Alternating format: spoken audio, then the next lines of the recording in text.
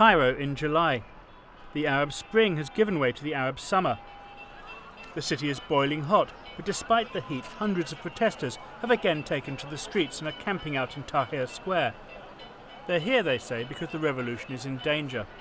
I've had friends of mine being tried in a military court, friends of mine being arrested. I was arrested once and I was beaten once by the army. And this was all after ousting Hosni Mubarak. Since January, at least 5,000 people have been put on trial by secretive military tribunals, while only one policeman has been convicted in absentia for the killing of the 900 people who died during the revolution. It's true that some former politicians have been convicted. Ministers have resigned or been fired. Mubarak and his sons are still under arrest. But now, with the elections postponed a few months, the activists believe they need to step up their campaign. You know, you're having a last desperate attempt. You're trying to keep it peaceful, because people are starting to get the idea that maybe peaceful is not working anymore. And this is not something that I want for the country. It's not something any of us wants. None of us wants to be in Tahrir. We would rather be like vacationing somewhere else. Outside the square, ordinary Caireans are facing a different battle, the daily struggle to survive. 40% of Egyptians already lived under the UN poverty line before the revolution. This year, with an estimated GDP growth of just 1%, things seem certain to get worse. Unemployment is up, industrial output is down, foreign investment has fallen, capital is fleeing the country. Tourism too, which makes up 11% of the economy, has been badly hit, while inflation, already over 12%, is rising. I think that the Egyptian economy will undergo serious bumps in the next period of time.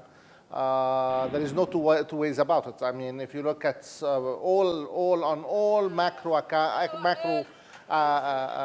indicators, I think Egypt's economy is going to suffer. If you have very high unemployment and you have high inflation, you're like you're putting a fire next to a bush.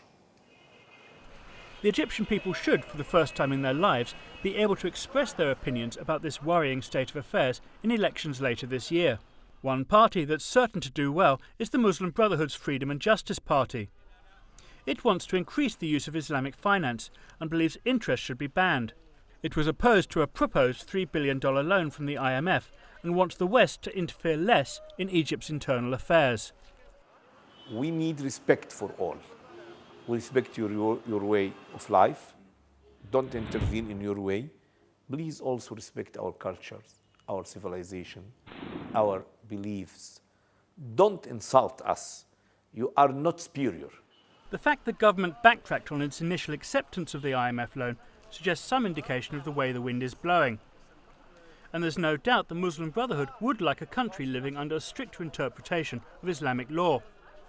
Yet analysts point out economic liberalisation helped Egypt attract some $47.5 billion in foreign investment over the last 6 years. And the fundamental reasons as to why that money arrived have not changed. The main parameters are still there. Good demographics, significant liquidity, low labour costs, geographical position.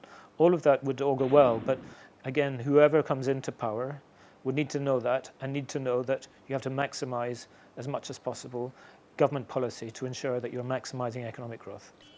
The main thing Egypt needs is more jobs, and that requires investment. Investors, though, prefer stability, and the country's future remains uncertain. It can't help either that when they turn on their television sets, they see pictures of the renewed demonstrations. Many of the people here feel that they left too early last time around, trusting that the gains they made would continue under the new military government. This time they're more wary and saying that they're not leaving until their demands are met. But are the demonstrations holding back the economy? Well, I think it's kind of funny how the economic development is kind of held up by one square. If the economic development, like it's one of those talking points that just make no sense in reality. I mean, the government so far has not presented a single economic policy of any kind. They have not provided a stimulus package for, like, the most poorest population, so because they're the most affected. They haven't given another one for like small businesses to keep people employed. They haven't started any kind of new initiative to capitalize on this energy to actually, like, get people, like, moving the production wheel. Ultimately, a new Egypt is being born. There are problems, of course, and dangers. Yet despite everything, the mood in the country remains upbeat. I'm sure that Egypt will never go back in time and be as bad as it was. I'm sure that maybe it will take some time, 5 years, 10 years, maybe 20 years, but we are already late 30 years because of Mubarak. I'm very optimistic for the future. I said, transparency, accountability, democracy are very good for private enterprise. Egypt is certainly heading into uncharted waters. The events over the next few months will be decisive. The fact remains, though, that for the first time in its history, the country's future is in the hands of its people, and to most Egyptians, that's the greatest start the country could have.